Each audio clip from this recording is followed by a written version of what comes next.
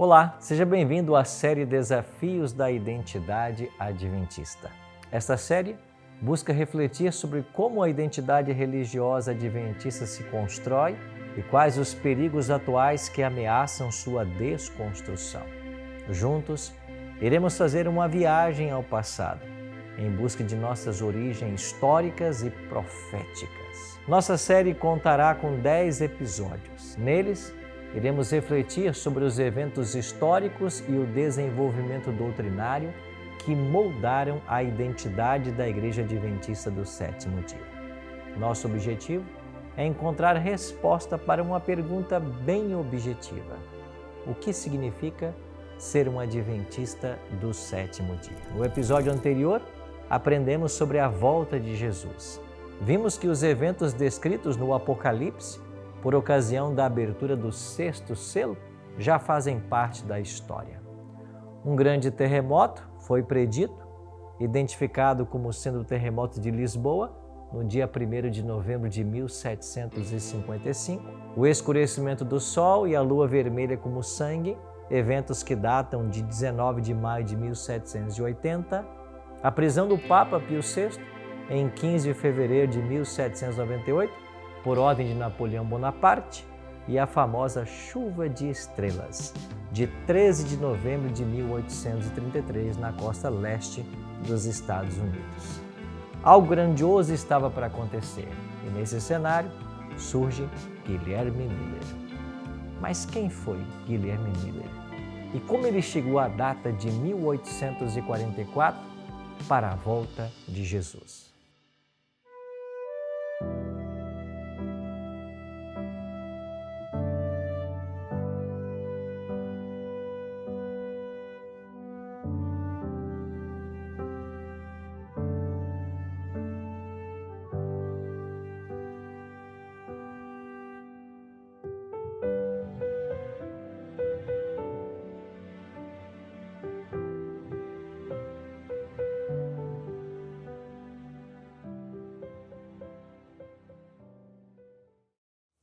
Nascido em um lar cristão, Miller desde pequeno havia sido educado na Igreja Batista.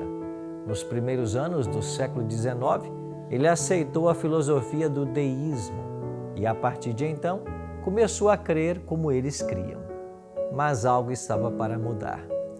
Várias pessoas começaram o estudo da Palavra de Deus e houve um despertamento, um grande interesse pelo tema da volta de Jesus.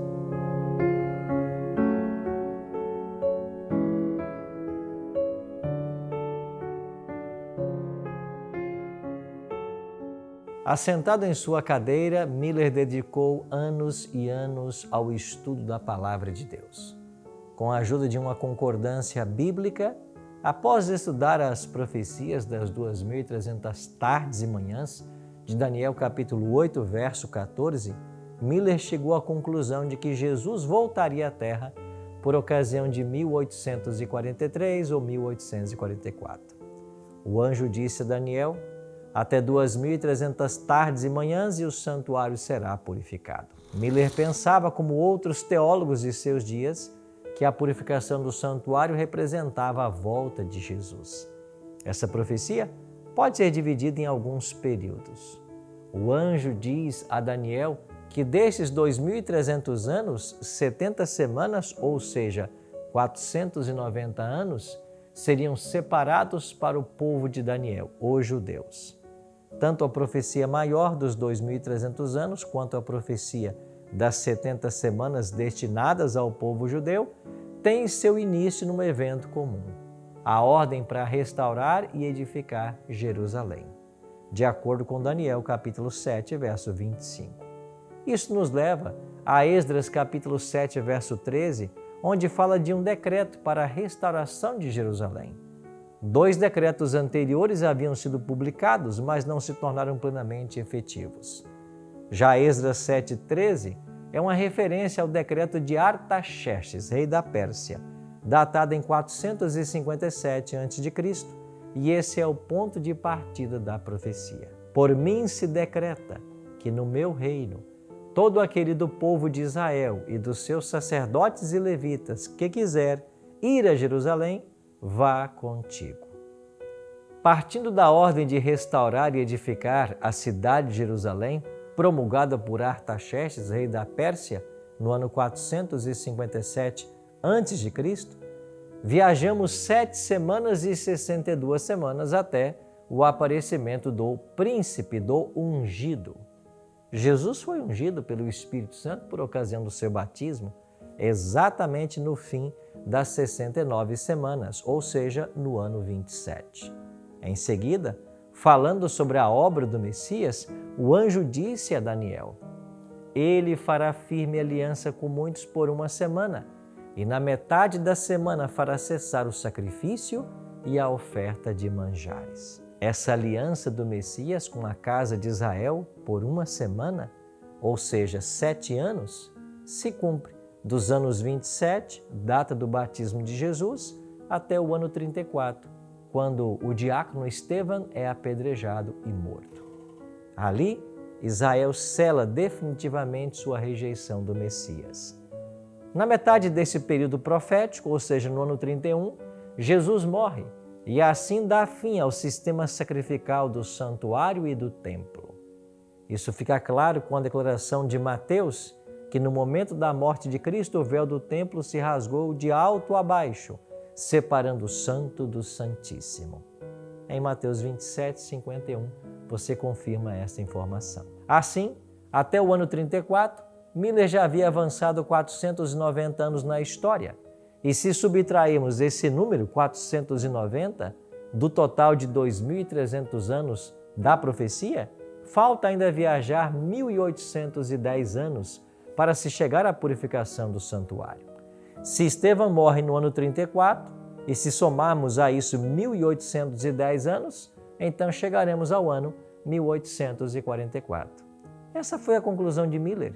Então, por volta de 1843 ou 1844, Jesus voltaria à Terra.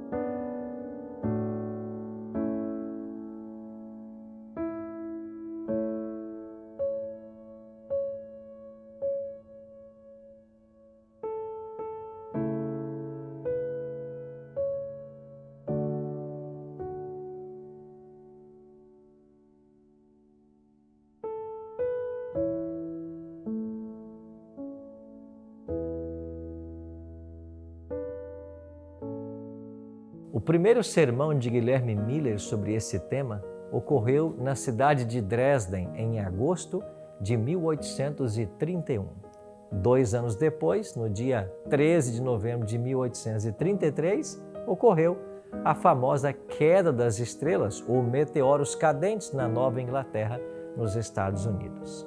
Isso foi amplamente divulgado na literatura da época, e a sensação de Miller é que, de fato, o fim do mundo se aproximava. E à medida que o tempo ia passando, o movimento de Miller ganhava força. No início, Miller era apenas um pregador isolado e ia aonde era convidado. Mas a partir do ano 1838, outros ministros começaram a se unir a ele, e Miller chegou a receber uma credencial ministerial assinada por 17 clérigos de várias denominações com autorização para pregar em suas igrejas. O movimento millerita pode ser datado como ocorrendo dos anos 1839 a 1844 e depois houve ramificações. Não temos uma ideia exata de quantas pessoas se uniram a ele, mas cerca de 200 ministros ordenados se uniram ao movimento pregando a segunda vinda de Cristo nos Estados Unidos, sem contar um número bem maior de pregadores voluntários. Estima-se que o movimento millerita alcançou entre 50 e 100 mil adeptos formais. O autor Whitney Cross, em seu livro The Burned Over District, fala que existiram também cerca de 1 milhão de céticos expectantes. Pessoas que não esperavam a vinda de Cristo, mas que criam que alguma coisa poderia ocorrer naquela época de sobrenatural. Em termos literários, é impressionante que o movimento millerita tenha alcançado cerca de 40 periódicos diferentes publicados nesse curto período de tempo, sem contar inúmeros panfletos e livros. Foi um fenômeno literário em seus 4 ou 5 anos de existência do movimento. A promessa do retorno de Jesus motivou Guilherme Miller e centenas de milhares de pessoas numa grande expectativa pela volta de Jesus. E por volta dos anos 1843 ou 1844, eles erraram em sua interpretação dos símbolos da profecia, como veremos em nosso próximo encontro. Mas hoje, agora, continua vigente e latente em cada coração a promessa da breve volta de Cristo. Crer na volta literal, pessoal e visível de Jesus é o que motiva o cristão a uma entrega completa, a uma vida de consagração. Jesus vai voltar e, quando isso acontecer, Ele dará a recompensa àqueles que fizeram o devido preparo. Você deseja buscar o preparo devido para receber a volta de Jesus em glória e majestade? Eu espero que sim. A data apontada para a volta de Jesus por Guilherme Miller e outros chegou e Jesus não voltou. O que havia acontecido? O que houve de errado? Eles experimentaram um amargo desapontamento. Mas ao voltar nossos olhos para o livro do Apocalipse, nós descobrimos de que esse desapontamento já estava profetizado. Esse será o tema do nosso próximo encontro.